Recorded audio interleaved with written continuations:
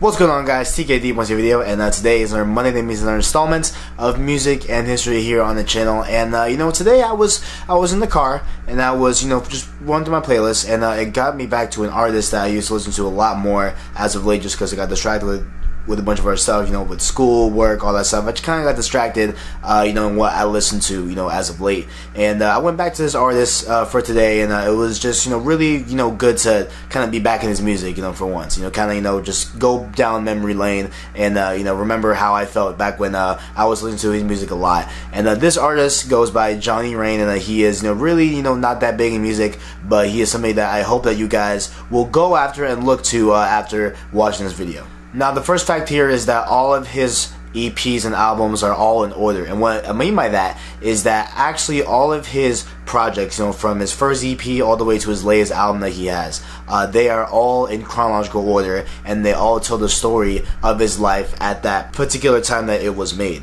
So it's kind of like, if you start on track 1 of the first mixtape and you go all the way to the last track of his album, it's all in order, it's all cohesive, and it's all just telling the story of what he's been through with other relationships and just things in life, etc., all that good stuff. So it is really, really cool to see that, and like to actually have it formulated like that. It's just really something that's unique, and it's really cool, and something that's very unique to Johnny Rain as well. You can even kind of tell, in places where he is kind of in his old EPs and projects, he sounds so unused to this, so unused to pain, unused to, suffering, all that stuff. And when you kind of look at it and you keep going and you see the allusions of him talking about girls that were in his EP and him talking about that to them brought up in the future, and they're just whatever, it's you kind of see him really get over stuff as the music goes on throughout the year. So it's really, really cool to see. Second off, the second fact pertains to his name. Now, his name, Johnny Rain, right, that's obviously not his real name,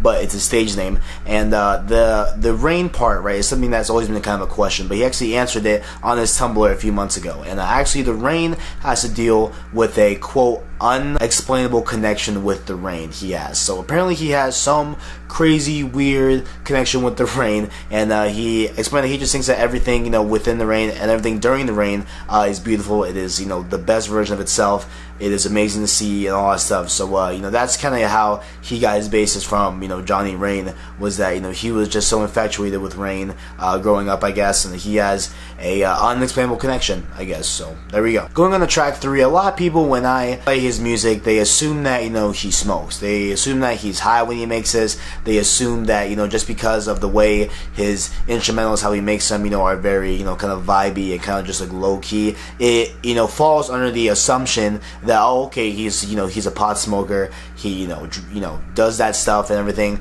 but actually he is quite the contrary on that. Johnny Rain does not smoke, and he gives 2 blatant and pretty clear reasons. Is that number 1, it slows him down, and number 2, he just doesn't crave it, what I'm saying? And so it's just it was kind of weird to see a bunch of people kind of be surprised by that, and it's not, he just doesn't dig it. There's plenty of people that can fall into that vibey feel in music and just not have to take a drug to feel that. That's just how it is sometimes. Fact number 4 is that there was always been a question with him, and just a lot of fans actually have this question where if music never worked out for him, what would he be doing, right? What was something as a kid that he wanted to do, that if maybe his EP didn't take off, or his music just wasn't taking off, that what would he be doing right now? And he actually says that he'd be a chef. Apparently he likes cooking. I know that he has a wife, well, I don't know about wife, but a long-time girlfriend and a kid as well. And I guess he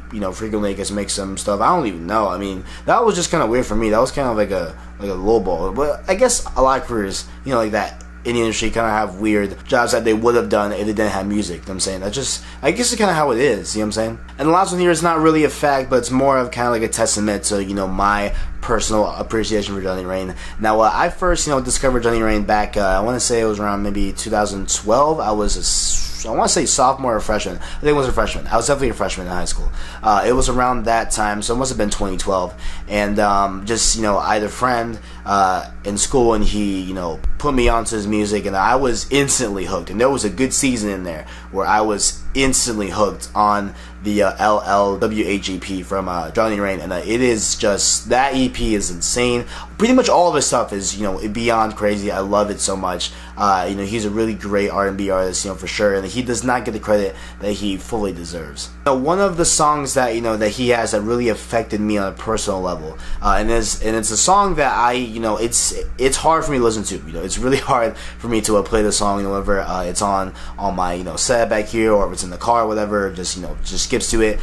You know, I tend to usually just skip over it, and that song is Mary's Song. It's on his first EP that he released, and it is, you know, really, in my opinion, the saddest song you'll ever hear in your life. Like, okay, right now, just go through a breakup and then go listen to that song. Like, that song will mess you up. And even in the middle of the song, Johnny Rain himself actually breaks down and, you know, starts, you know, having, like, you know, a little tear shed down his face, you know, mid-song. So, like, dude, I mean, like, if it's affecting the singer at that point, there is no way it won't affect you. Like, that song, Mary's Song, is one of the saddest songs I've ever heard in my life, and it will probably always be the saddest song I've ever heard in my life. And actually, at that, hold on.